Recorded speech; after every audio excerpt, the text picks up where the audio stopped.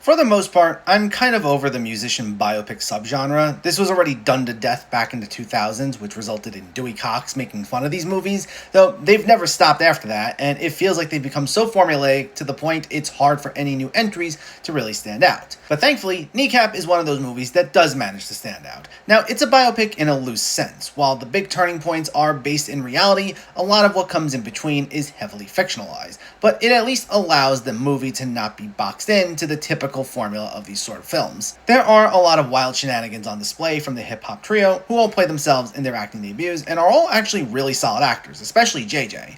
Honestly, their performances are all so natural, I would have never guessed they're not professional actors. And it had such a frantic energy, with the kinetic directing style of Rich Pepiot giving the drug-fueled hijinks this feel reminiscent of Trainspotting, and it made this a fun time. Maybe not quite as consistently laugh-out-loud hilarious as I would have liked, but there were still plenty of crazed antics that I found to be fun. Same goes for the music sequences.